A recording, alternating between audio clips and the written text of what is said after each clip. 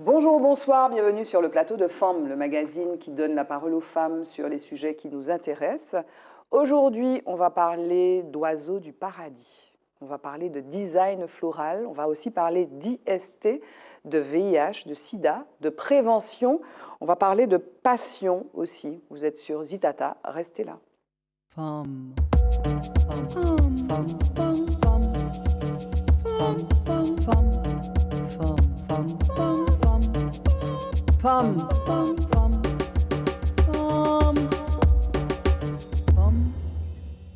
Femmes et puis des femmes, aujourd'hui il y a encore en fois, et puis moi sur le plateau de Zitata d'enfants.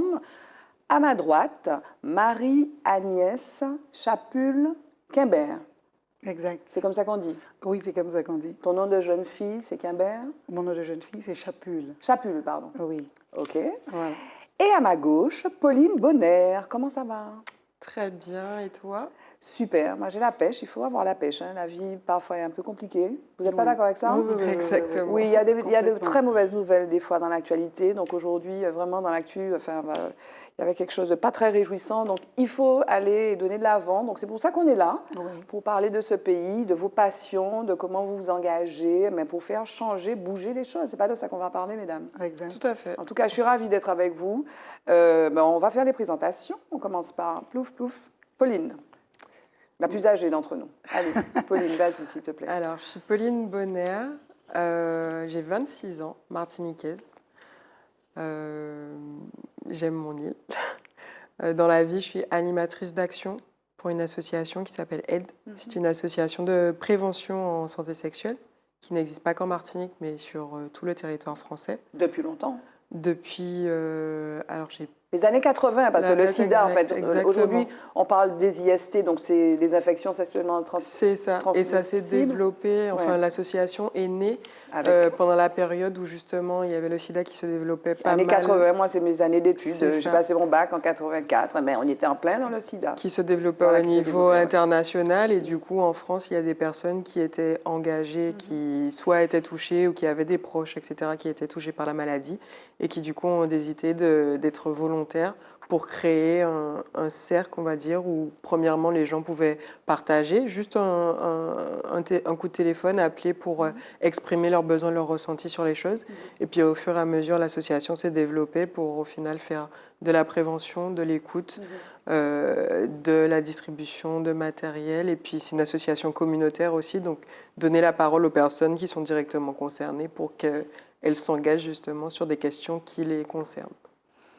Marie-Agnès, est-ce que tu peux te présenter, s'il te plaît? Oui, alors, Marie-Agnès Chapul-Quimbert. Je suis fleuriste et maître designer en art floral. Donc, depuis déjà 4 ans, je me suis installée au centre commercial Périnon, mais ça fait déjà, allez, on va dire que j'ai plus de 25 ans d'expérience dans le domaine de la fleur. Donc, j'ai décidé de m'installer, ça fait 4 ans. Donc là, vraiment, on peut nous trouver quelque part. Donc, on travaille pour toutes les occasions, à savoir pour les mariages, pour les collectivités, pour les grands événements. Nous sommes là, nous accompagnons Monsieur Tout-le-Monde au quotidien. On va parler de ça après, Voilà. parce que là vous rentrez directement. Mais qui êtes-vous, mesdames? Vous n'êtes pas juste, toi, aide, comment tu as dit, comment tu dis? Animatrice d'action. Tu n'es pas juste animatrice d'action. Là, vous allez. Qui es-tu, Marie-Agnès? Ben alors, je suis mariée. Ah ben voilà, on commence à Donc, définir l'identité de façon Voilà, un j'ai peu 2 plus filles. précise. Voilà, d'accord. je suis une maman d'abord, une 2 filles, martiniquaise. J'aime beaucoup mon pays. Ça veut dire quoi? Toutes les deux, vous avez dit ça. Pour J'aime moi, beaucoup mon pays. Oui, Ça veut dire quoi? alors c'est-à-dire que ça se ressent dans mon travail, qui est ma passion.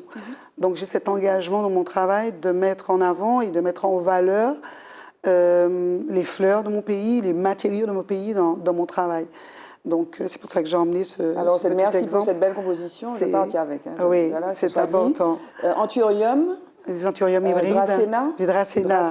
Wow. Là, c'est... Ah oui. Tu connais bien. Ça, c'est... Ça, c'est de l'asparagus qu'on appelle de la mousseline. C'est Ah un oui, asparagus quand c'est- oui. plumosus, séché. Séché, oui. Voilà. Oui, c'est très beau. Et là, on a fait une petite boîte, un petit coffre avec des petits rondins de bois. Voilà. Ok. Donc, pour moi, c'est très, très, très important de magnifier dans notre travail, dans mon travail, la nature. Donc, ce qu'il y a dans mon île, parce qu'on est la Martinique, l'île aux fleurs. Donc, j'ai cet engagement. Je suis une femme engagée dans mon travail, dans ce que je fais. Mariée, donc voilà. Et puis, je m'intéresse à tout ce qui se passe dans C'est mon quoi pays. le mariage? Je pose la question face à une jeune qui... Tu es mariée, Non. Pauline? Qui peut, je sais pas, l'institution du mariage. On est encore mariés? Mais oui, on a encore... Dit-elle, qui fait sa journaliste, Oui. qui fait de la provoque. Si, non, c'est pas de la provoque. Alors, on est encore mariés, oui. Donc on se marie encore? On se marie encore, oui, parce que Qu'est-ce que ça j'ai des représente, le jeunes mariage? qui se marient. J'ai pas voulu te poser la question, Pour moi, hein, personnellement, Marie-Alice. non, mais écoute, on y est, tant qu'à faire, Pauline. Ce que ça représente pour moi, c'est un engagement.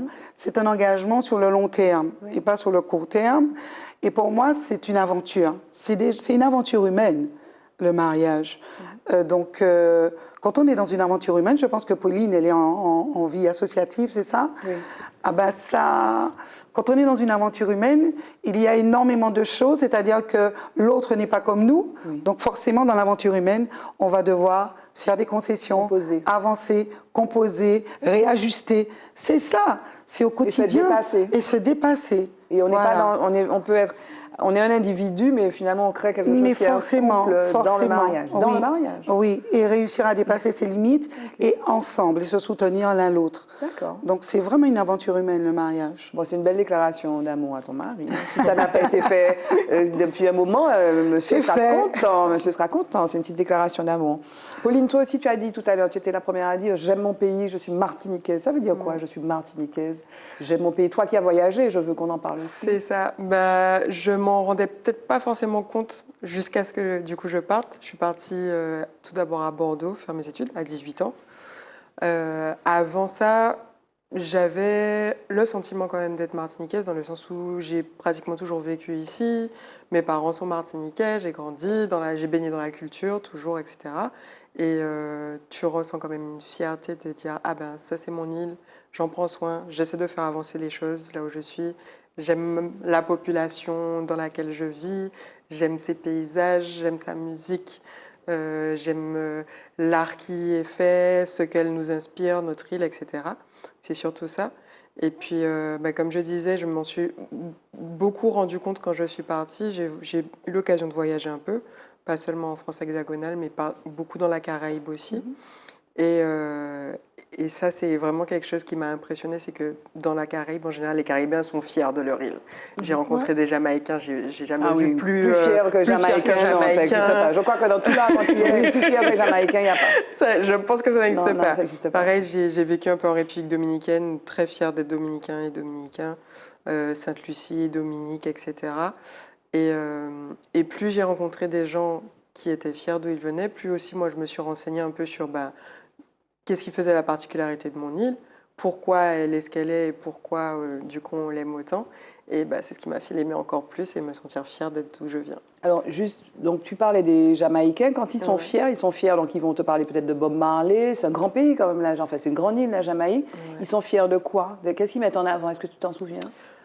Alors, ils sont très fiers dans le sens où, déjà, un Jamaïcain, tu vas savoir qu'il est Jamaïcain. Il parle anglais, C'est-à-dire- mais il a son accent. Exactement. Et puis, tous les Jamaïcains que j'ai rencontrés, ils avaient un drapeau jamaïcain chez eux. C'est les couleurs de la Jamaïque dès que tu peux. Fiers de sa culture, fiers de sa Son musique. sport aussi, ils ont de grands fiers de leurs sportifs. Ouais. Donc, un Jamaïcain, tu le rencontres, tu sauras qu'il est Jamaïcain. Il va pas... Un Dominicain, donc je t'ai posé la question quand on s'est dit tout à l'heure, je t'ai dit est-ce que tu danses la bachata? Ils sont peut-être fiers de leur bachata, ils ont quelques grands noms des musiciens, ils sont connus aussi pour avoir vécu une dictature d'ailleurs, enfin bon, je ne sais pas s'ils en sont particulièrement fiers, en tout cas ils en sont sortis. Ils avancent quoi finalement les Dominicains? Pareil, beaucoup leur musique, beaucoup la culture. Après, c'est un pays où je pense le fait que ce soit une île qui est séparée en deux pays distincts, il faut affirmer son pays parce que bon, on est une île, on partage l'île, mais Avec Haïti. notre pays, on est fier de notre pays. Bon, après, c'est ce que c'est, on est au courant un peu de l'actualité entre Haïti et la République dominicaine, malheureusement qui n'est pas tout rose. Mais oui, on ressent quand même une fierté d'être dominicain quand on est là-bas. Et du coup, toi, Martinique, donc tu mets ton drapeau, d'ailleurs, je te lequel d'ailleurs, enfin, ces jours-ci, on en Oui, discute. ces jours-ci, on en parle. On en parle, etc.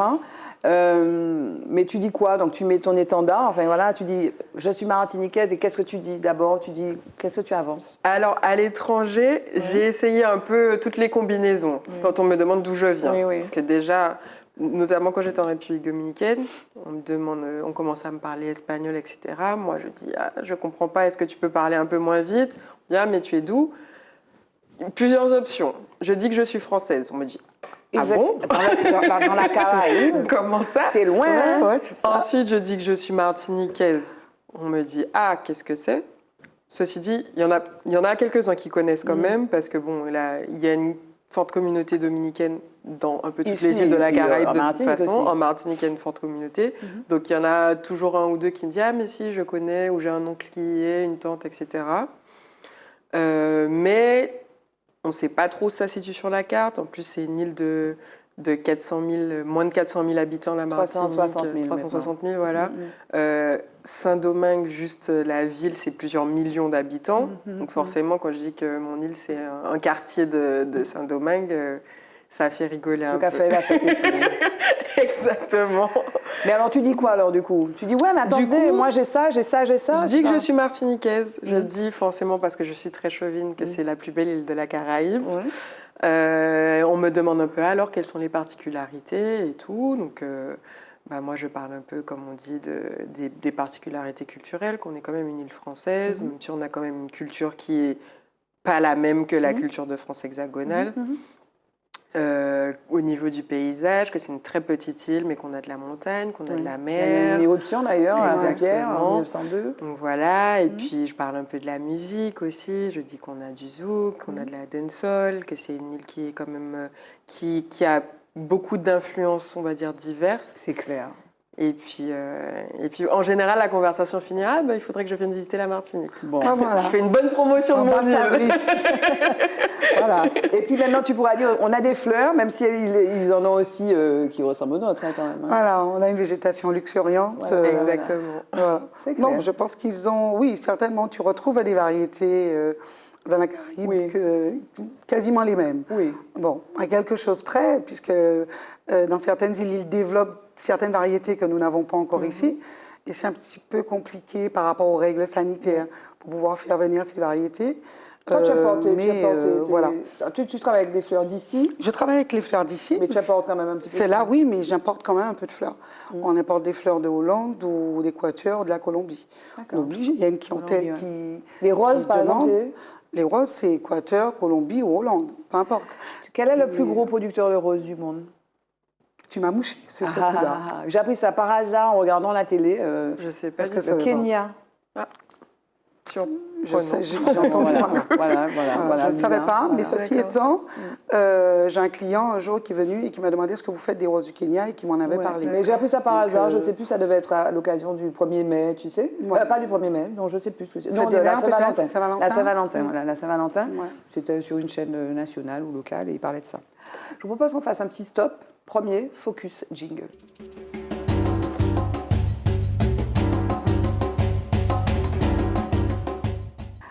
Alors, dans Focus, je voulais qu'on revienne sur ce prix extraordinaire qui a été remis à une grande femme, une belle femme, une femme comme vous, mesdames, très inspirante, Eusanne Palcy, qui a eu donc ce prix qui lui a été remis lors de la cérémonie des Oscars récemment pour l'ensemble de sa carrière. Donc, c'est vraiment quelque chose d'assez exceptionnel. Il me semble que c'est la deuxième française après Agnès Varda, Agnès Varda en 2017 avoir obtenu ce prix. Je vous propose qu'on écoute Eusanne Palcy qui s'exprimait donc lors de cette remise de cet Oscar pour sa carrière et puis on en discute après. This is my shout tonight, a shout of inclusion, of pride, of happiness. I congratulate the Academy for helping to lead the charge to change our industry and for opening the doors that were closed to the ideas and vision that I championed for so long. It encourages me to raise my voice again, to offer you movies of all genres that I always wanted to make in my own way, without having my voice censored or silenced. And very importantly, my stories are not black. My stories are not white. My stories are universal. They are colorful.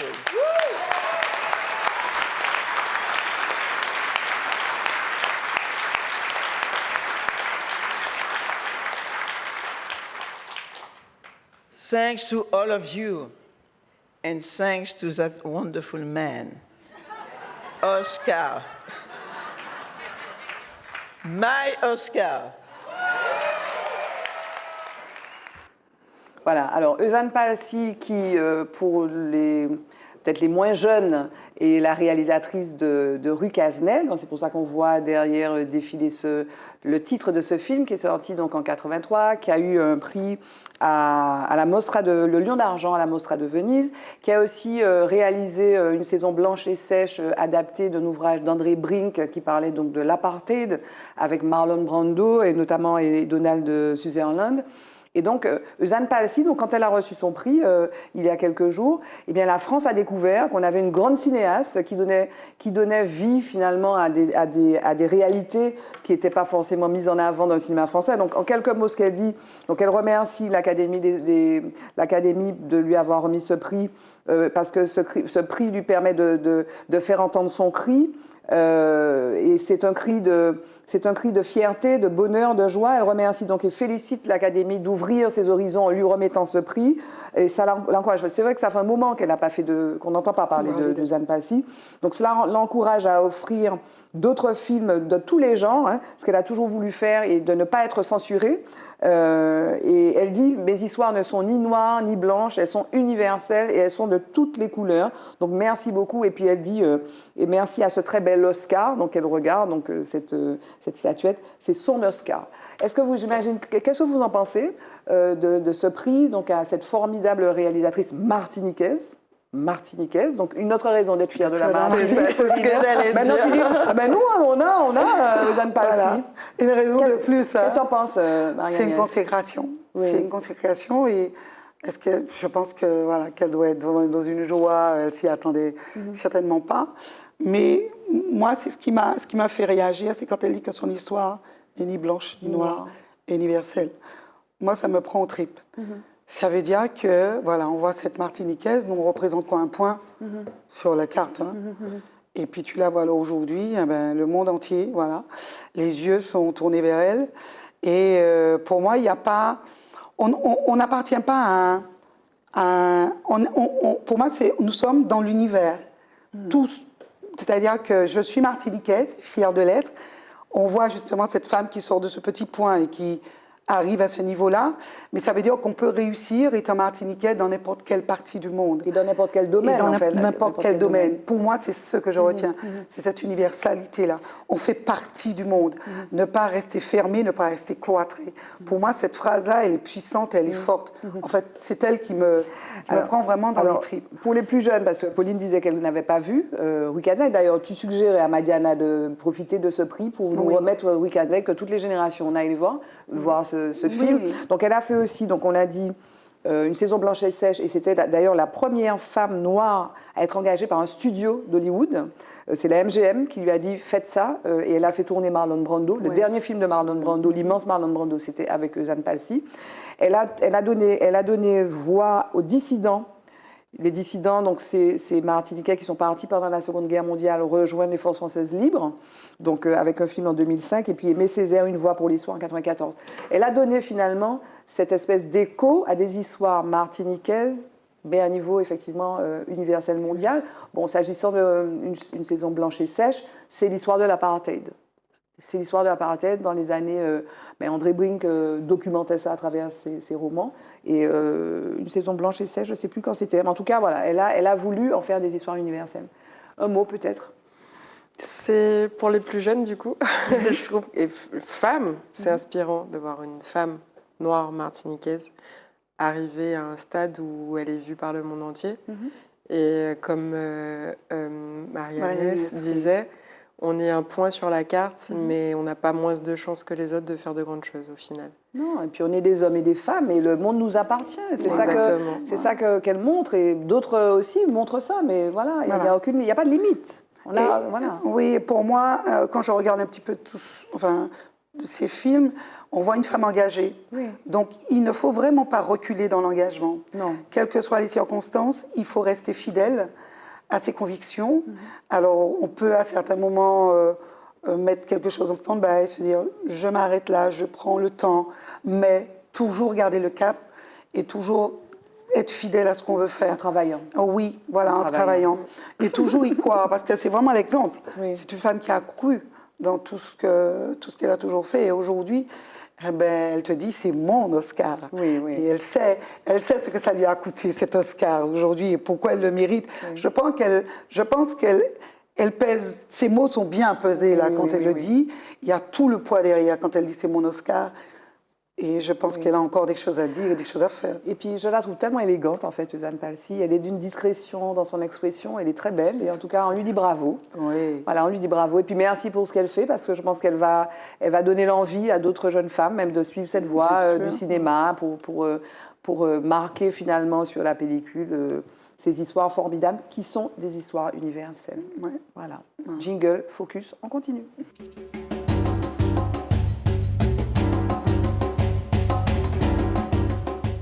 Avec mes invités, Pauline Bonner qui nous disait qu'elle était animatrice d'action.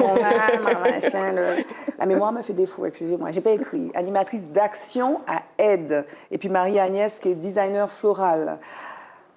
Ça veut dire quoi, Pauline? Animatrice d'action à Aide. Qu'est-ce que tu y fais? Donc toi, tu es permanente. C'est ça. Tu n'es pas bénévole. Non. Tu es permanente.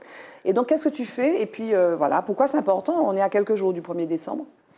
Alors, je suis permanente, mais dans tous les cas, qu'on soit salarié ou bénévole, on est tous ce qu'on appelle des militants et des volontaires. C'est-à-dire qu'on se bat tous pour la même cause, en apportant ce qu'on peut à notre échelle. Les militants volontaires sont là sur leurs heures libres, ce qui montre quand même qu'ils sont quand même bien engagés. Nous, on est là beaucoup pour apporter du soutien logistique aux personnes qui sont là de façon volontaire. Mais comme on est tout aussi militants, on participe aux actions. Alors du coup, animateur et animatrice d'action, qu'est-ce que c'est? On va sur le terrain pour faire de la prévention, pour pouvoir permettre aux gens de profiter de dépistage rapide et gratuit. Ça veut dire quoi, aller sur le terrain? Vous avez un bus, vous avez une voiture, on vous allez a faire... une voiture, on a un bus, on est sur des événements comme par exemple des salons de la santé, etc.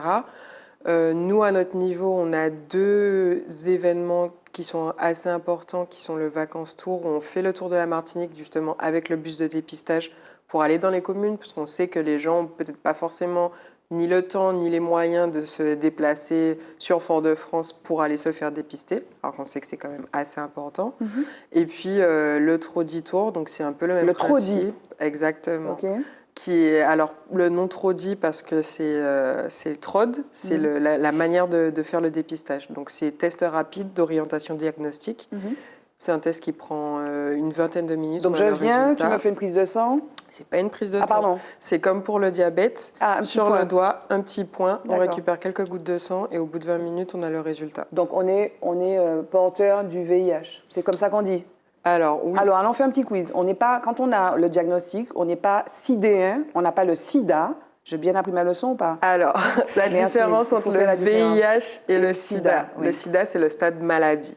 Voilà. Le VIH, c'est quand on a l'infection et que D'accord. l'infection se propage Ça, dans je C'est savais le ça? pas. corps. Non, Ben je voilà. savais Tu peux nous pas. redire, Je s'il te plaît, l'écoute redis, là, redis. religieusement. Redis. Premier stade, c'est le VIH, donc virus de l'immunodéficience humaine. Oui, humaine. Oui. Donc concrètement, une fois qu'on attrape le virus commence à détruire petit à petit nos défenses immunitaires, qui s'attaquent aux globules blancs qui sont l'élément de notre corps qui va nous permettre de se défendre contre toutes les petites maladies, etc. Ouais. Si le virus n'est pas traité, le virus, au bout d'un moment, pas tout de suite, hein, une dizaine d'années, va passer au stade maladie. Et le stade maladie fait qu'en fait, un petit rhume que tu aurais soigné avec un Ouais. antibiotique pendant une semaine, eh ben c'est Tu ce meurs qui là, risque ouais. de te tuer en fait. Alors j'ai lu, je ne sais plus où c'était, donc source, oui, Guide Vie Positive, réédité en 2015. Primo-infection, il y a 4 stades. Phase asymptomatique, c'est la période entre 2 et 5 ans pendant laquelle il n'y a pas forcément beaucoup de symptômes ressentis. Le virus désorganise, attaque, c'est ce que tu dis, et use le système immunitaire. Les cellules du système immunitaire baissent lentement. Après, troisième phase, la phase d'accélération. Ça, c'est l'augmentation de la réplication virale. Et puis après, c'est la phase SIDA, les défenses immunitaires se sont suffisamment effondrées pour laisser se développer les maladies opportunistes. Exactement. À l'époque, au tout début, je n'étais pas née encore, mais quand ça s'est développé, on parlait beaucoup du Kaposi, tu sais, des maladies comment tu appelles ça, opportunistes en fait, des problèmes de peau, etc. On a beaucoup parlé de ça, parce que les personnes malades, comme ça commençait, elles avaient, donc les choses avaient évolué vite, tu te rappelles Oui, ça, oui, je me souviens de ça. Et elles avaient des taches, etc. Donc en fait, on a la petite goutte de sang, 20 minutes après on sait. Voilà. Est-ce que les gens se font dépister, Pauline? Eh ben, on s'est rendu compte que depuis quelques années, il y a un peu une baisse des dépistages. Après, c'est aussi notamment lié à la crise Covid qu'on a connue ces 2 dernières années. Donc, baisse des dépistages, malheureusement, c'est aussi pour ça qu'on est là, qu'on a du travail, c'est inciter les gens pour leur faire se rendre compte au final que c'est mieux de se dépister parce que c'est mieux de connaître son statut sérologique, donc de savoir si on est atteint du VIH ou pas, pour pouvoir pas se soigner, parce que ça ne se soigne pas, on va dire, mais pour pouvoir avoir un traitement, suivre un traitement qui nous permet au final de vivre de façon normale. Voilà, c'était ma question. C'était ça. Je voulais lui demander s'il y avait un traitement qui pouvait aider les gens à vivre. Aujourd'hui, les personnes le but justement, et c'est pour ça qu'on fait de la prévention, c'est de détecter au plus tôt si on a le virus ou pas. Mais il faut faire comprendre aux gens qu'il faut qu'ils aillent se faire dépister parce que c'est sexuellement, alors ça n'est pas contagieux, mais c'est sexuellement transmissible. C'est ça. Si on fait l'amour avec quelqu'un sans préservatif, eh ben, qu'on est porteur, on est séropositif, on transmet le VIH. Ou pas. Pas forcément, justement, parce qu'il y a des personnes qui sont atteintes du VIH qui aujourd'hui peuvent avoir des relations sexuelles non protégées si elles sont sous traitement. En fait, le traitement permet de faire ce qu'on appelle de réduire la charge virale, c'est-à-dire la charge de virus qu'on a dans le sang. Et du coup, il y a certaines personnes qui sont atteintes du VIH, mais qui ne le transmettent pas parce qu'elles ont une charge virale qui est indétectable. Encore faut-il savoir qu'on est séropositif et qu'on se traite. Exactement. Voilà, on peut. Alors, ce qui est intéressant aussi, pourquoi il faut se faire dépister? Parce qu'aujourd'hui, on parle beaucoup du VIH. Et donc de la possible évolution, effectivement, si on n'est pas traité, on n'est pas sous traitement, mais vers le sida. Mais il y a d'autres maladies. C'est tantanis, syphilis, caoulé. Beaucoup. On entend de plus en plus parler de la syphilis. Il revient alors. Non, syphilis, tu as entendu parler de ça au XVIIIe siècle, XIXe siècle, je ne sais pas. Ça existe toujours. Ah ben oui, il paraît qu'il y a une espèce de recrudescence ou pas? Ça existe toujours, justement, au niveau interne, on regarde un peu, puisqu'on ne fait pas que du dépistage pour le VIH, on fait également le dépistage des hépatites B et C, et puis on s'est rendu compte qu'il y a aussi une recrudescence de certaines maladies et infections sexuellement transmissibles, donc on travaille aussi sur la prévention des maladies et infections comme tu dis, la syphilis, les chlamydia. Chlamydia trachomatis. Herpès. Chlamydia trachomatis, oui. Herpès, infection à gonocoque. C'est ça. Donc il y a une série d'infections sexuellement transmissibles qui gagneraient à être dépistées. Et qui pour la plupart se soignent. Mais qui, si elles ne sont pas soignées, déjà se transmettent et aussi on peut arriver à des stades assez critiques. Et est-ce qu'il y a des gens malades du sida? Est-ce qu'il y a des gens qui se découvrent suffisamment tard pour qu'ils se découvrent déjà atteints du sida? Alors, est-ce que dans ta pratique, tu rencontres ce personne? Ça existe. Après, au niveau national en France, de moins en moins. Ici, la transmission du virus, c'est plus ou moins stabilisé aussi. Après, l'objectif, nous par exemple au niveau de l'association, l'objectif au niveau national, ça serait qu'en 2030, le sida n'existe plus. C'est bien ça, mais c'est irréaliste. C'est l'objectif. Après, le truc, c'est qu'on n'a pas... Il y a des questions sur lesquelles on n'a pas forcément de visibilité, notamment parce que quand par exemple les gens ne se dépistent pas, on ne sait pas forcément, on a une part d'ombre, on va dire, de chiffre de l'ombre, parce qu'il y a des personnes qui ne vont pas se faire dépister et du coup qui ne sont pas forcément suivies et qui du coup ne peuvent pas suivre de traitement. Mais au niveau national, ça reste quand même l'objectif et c'est pour ça qu'on travaille. C'est dans ce sens-là qu'on travaille dans tous les cas pour éviter. On a ce qu'on dit 90, 90, 90. Donc, c'est-à-dire que 90% des personnes, que 90% des personnes ayant le VIH soient dépistées, que 90% des personnes atteintes soient traitées et que 90% des personnes traitées deviennent indétectables. D'accord. Alors juste, c'est vrai, je fais un retour en arrière sur le passé 83, etc. À l'époque, c'était la maladie des homosexuels, entre guillemets. D'ailleurs, il y avait beaucoup d'intolérance d'ailleurs à l'égard des homosexuels. Puis il y avait des hécatombes dans la communauté gay en France et notamment. Là, le VIH se transmet en rapport hétérosexuel. Il faut le dire, ça. C'est-à-dire que monsieur, madame, tout le monde, dans des rapports hétérosexuels, ça n'est pas une maladie des homosexuels, des communautés homosexuelles. C'est ça. Aujourd'hui, en Martinique, la maladie, enfin, le virus est principalement hétérosexuel. Ouais. Et le problème, c'est que beaucoup de personnes ont encore cette vision. Voilà, comme à l'époque des années 83. Que voilà, ça ne les concerne pas, alors qu'au final, pas du tout. Enfin, les premiers publics, et notamment, il y a un public féminin aussi. Les femmes sont particulièrement touchées aussi par le VIH. Tout à fait. Alors, qu'est-ce que j'ai dit? Les rapports. Alors, ça, c'est l'enquête Labo-VIH a été exhaustive en 2020. La Martinique fait partie des régions de France où l'activité de dépistage du VIH et le taux de positivité en laboratoire sont les plus élevés. Les rapports hétérosexuels constituent toujours le principal mode de contamination, 55%, avec une proportion d'HSH. Alors, j'ai écrit ça. HSH, hommes ayant des relations sexuelles avec les hommes. Ah, ok. Comparable aux années précédentes. Ok, donc ça reste stable. Mais la partie hétérosexuelle, donc 55%. C'est développé. À noter une évolution sensible des cas de VIH nés à l'étranger, quelle que soit l'orientation sexuelle en 2020 par rapport aux années précédentes. Et puis en 2020, 25% des infections à VIH ont été découvertes au stade avancé de l'infection. Donc allez vous faire dépister. Mais là encore, ce sont des choses dont on parle ici. Quand on parle de la maladie, les gens rechignent, beaucoup rechignent à aller se faire dépister. On a parlé du cancer, par exemple, cancer de la prostate pour les hommes, ou même cancer du sein. Il faut aller se faire dépister pour être sûr qu'effectivement, en tout cas, prendre les mesures, quoi, se faire traiter. Souvent, c'est parce que les gens ont peur. En parlant avec les personnes, alors, on a un public qui parfois se dit bon, j'en ai pas besoin justement parce qu'ils se disent ça ne me concerne pas.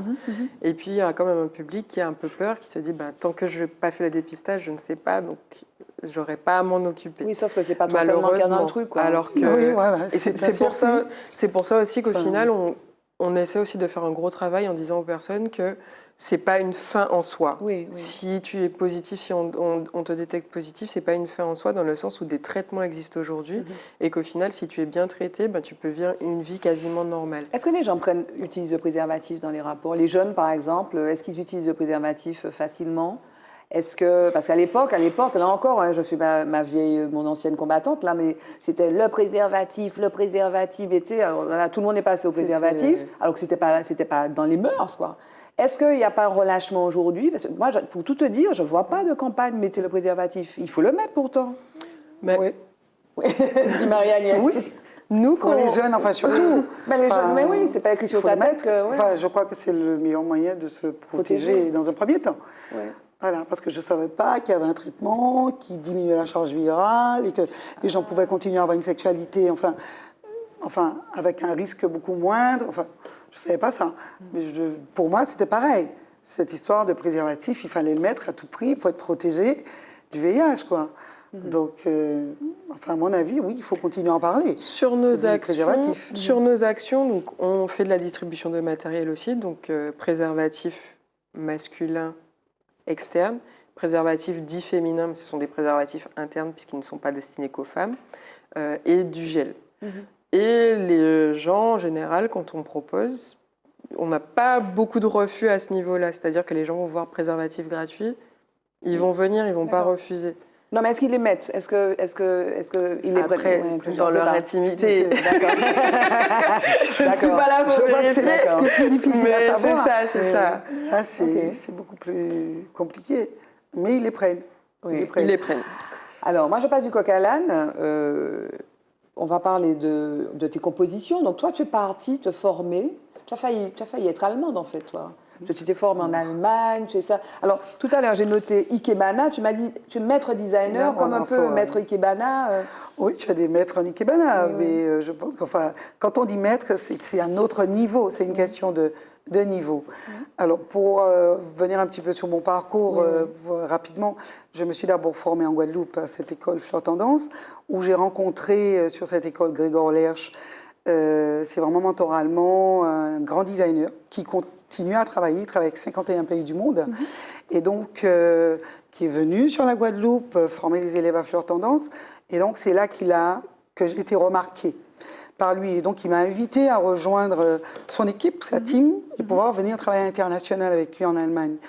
Mais c'est vraiment quand je suis, alors j'ai écouté quand elle a dit, quand elle est partie dans d'autres pays, et c'est véritablement là qu'elle a eu le regard des autres fiers, etc., que quand elle est revenue en Martinique, elle a eu cette conscience, voilà, de je suis martiniquaise et je dois aimer ce que je suis, enfin, voilà, être fière de ce qu'elle est. C'est ce qui m'a aidée.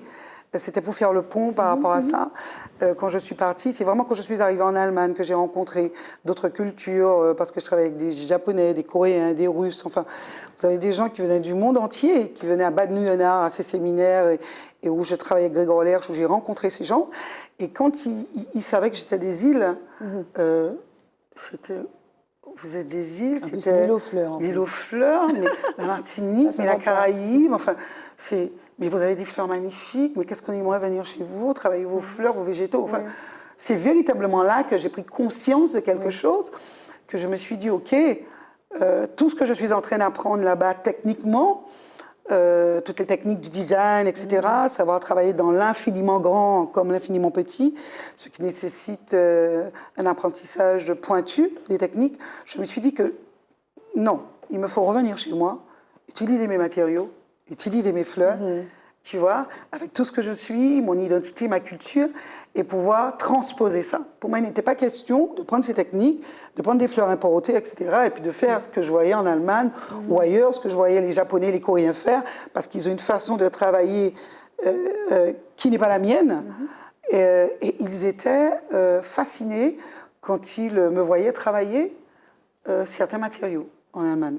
Mais, donc, pour revenir à ce parcours avec Grégor Lerche,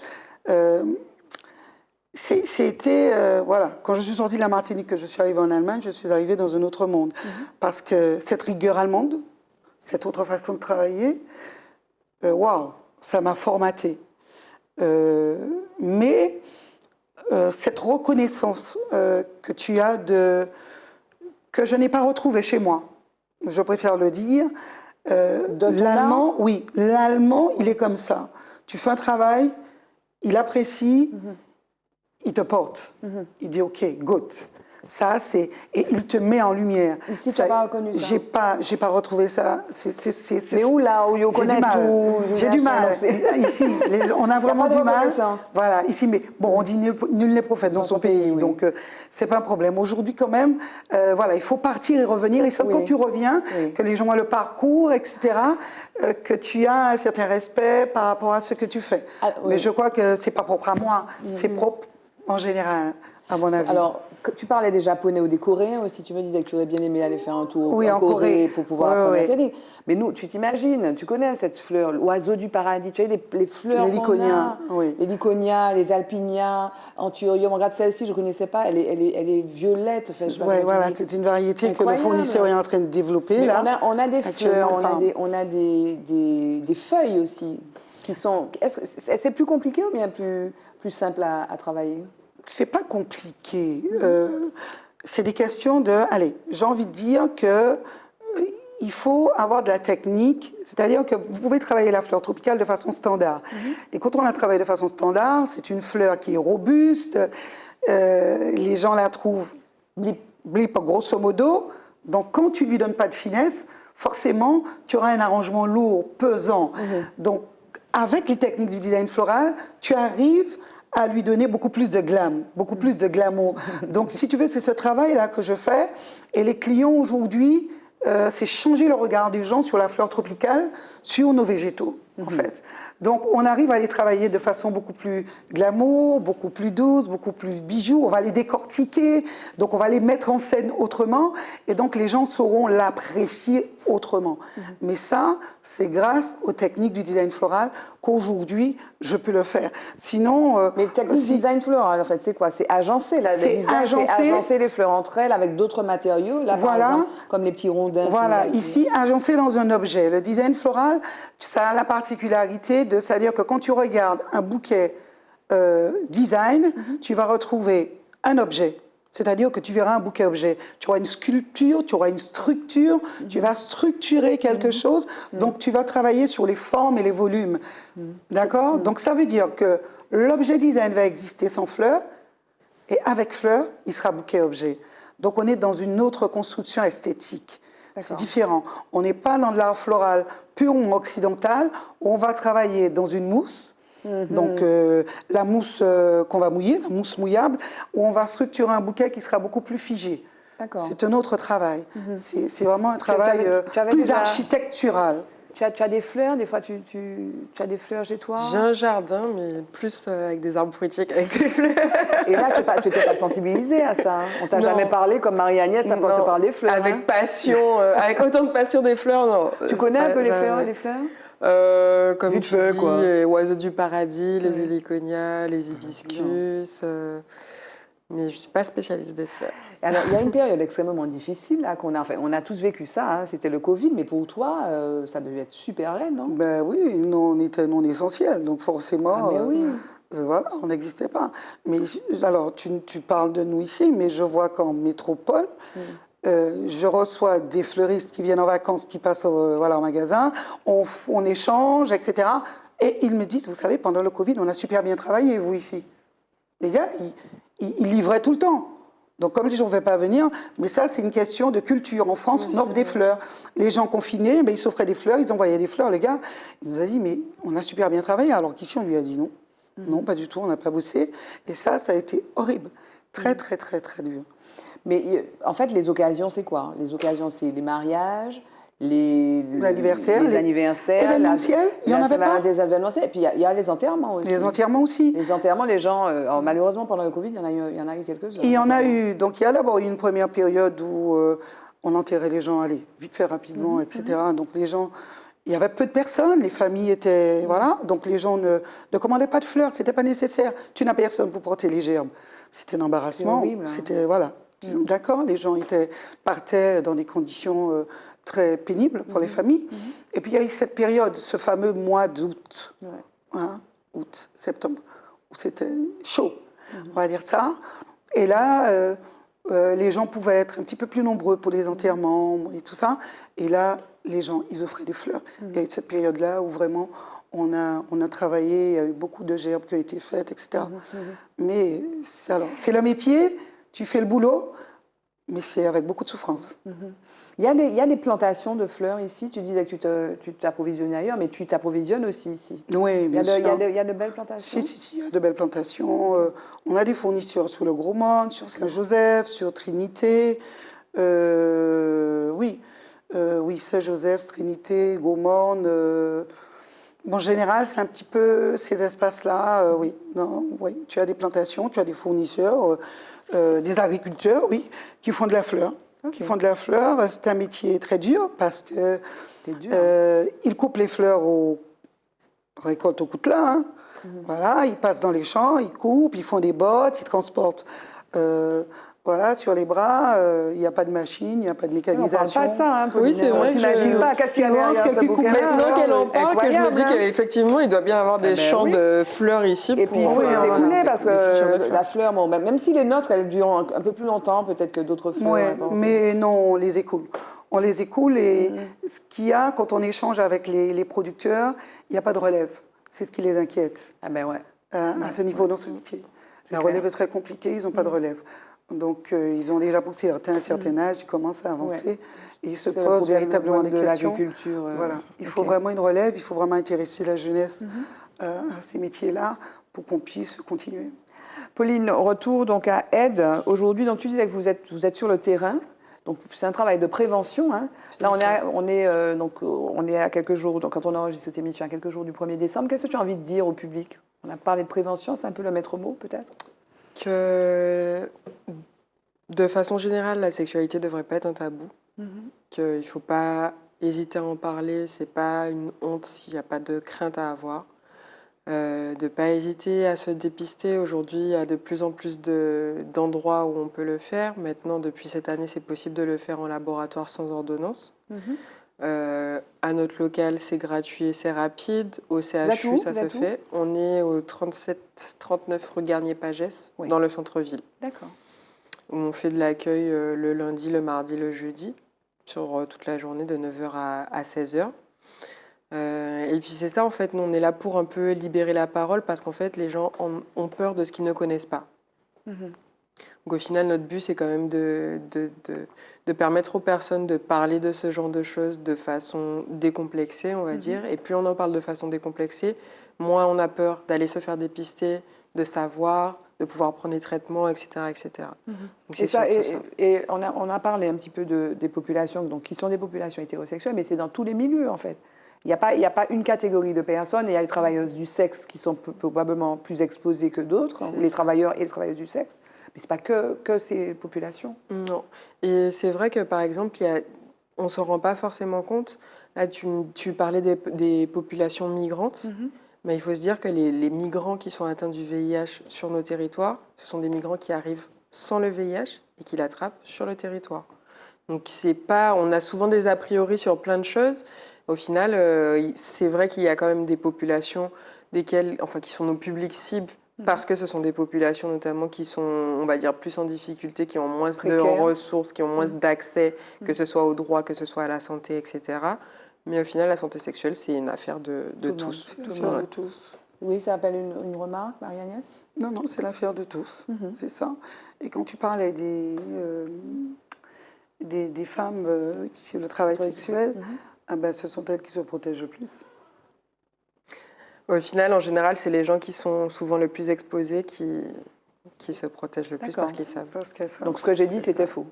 J'ai dit qu'elles étaient peut-être dans les populations les plus exposées. Mais elles sont exposées dans mais le sens où, mais voilà. De but en blanc, quel est l'homme qui t'a le plus marqué? Là, quand je pose cette question, c'est qu'on arrive quasiment à la fin. Il nous reste 5 minutes. Quel est l'homme qui t'a le plus marqué, le plus influencé? L'homme, quoi. H, petit H, grand H. Wow. Bon, quand elle pose cette question, ça demande un peu de réflexion. Mais non, il n'y a pas de réflexion. Il n'y a pas de réflexion. Quel est l'homme? Allez, on va là. Donc, réfléchis. Moi, j'en ai pas qu'un seul. C'est comme si tu étais à l'oral du bac. Pas ni réflexion, c'est clic-clac. T'as pas révisé. J'en ai pas qu'un seul et ça va être une réponse très bateau, mais j'ai des hommes très inspirants dans ma famille. Ah, dans ta famille? Mon père, mes frères. Comment il s'appelle? Attends, Yopani, non? Oui, alors, le papa, comment il s'appelle papa? Alors, papa, il s'appelle Jean-Luc. Salut Jean-Luc. Mes frères, j'ai un grand frère, un petit frère. Les deux sont très inspirants aussi pour moi, à leur niveau, oui. Mon parrain, qui est un homme assez exceptionnel, qui m'a donné cette ouverture sur la Caraïbe. Et puis mes deux grands-pères aussi, dont un qui n'est plus là aujourd'hui, mais qui sont des hommes Tu peux lâcher des prénoms, hein. Donc ils s'appellent Bonheur tous? Non, alors mon père s'appelle Bonheur, oui. Mes frères aussi, mon parrain aussi, mon grand-père et mon deuxième grand-père, donc celui qui n'est plus là, s'appelle Ramus, de nom de famille. On n'a toujours pas les prénoms.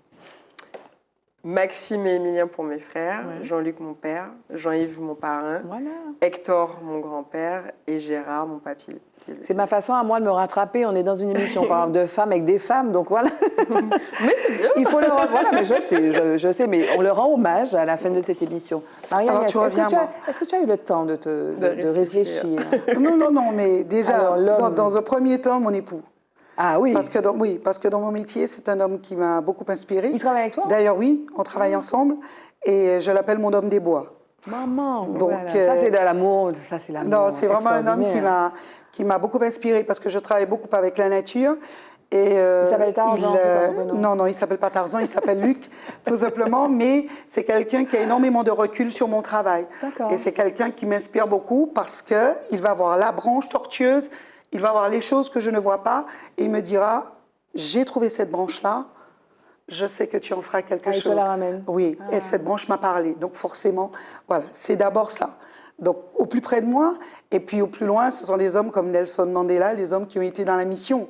Oui. Parce que les hommes qui se sont sacrifiés pour une génération, pour moi c'est très important, parce qu'aujourd'hui, on n'a plus cette notion du sacrifice. Il y a des générations qui veulent plus C'est se clair, sacrifier pour c'est les clair, autres. c'est clair. Donc, pour moi, la notion du sacrifice est très importante parce que quand on veut amener un changement, il faut un sacrifice. Et pour moi, c'est un homme qui a payé le prix d'un sacrifice. Et il y en a plein d'autres comme ça. Mais pour moi, Nelson Mandela, oui. Et puis, Monsieur Césaire est cher à mon cœur. Voilà. Ok. Surtout Ça, que tu es c'est- installé juste en face Voilà, de sa maison. voilà, face juste en son face ancien de. bureau. Ouais. Bon, oui. D'ailleurs, j'ai eu à travailler pour son décès. J'ai été très contente d'avoir été sur cet événement parce que c'était un événement, mais Aimé Césaire aussi. Mais je trouve qu'aujourd'hui, trop de personnes citent Monsieur Césaire et Sans le connaître, sans savoir. et sans- même des gens qui l'ont côtoyé de très près, bien plus près que moi, et ne font pas le boulot, ne font pas le job. Voilà. Donc, Ils sont on va s'en souvenir. Hein. voilà. Jingle, le mot de la femme.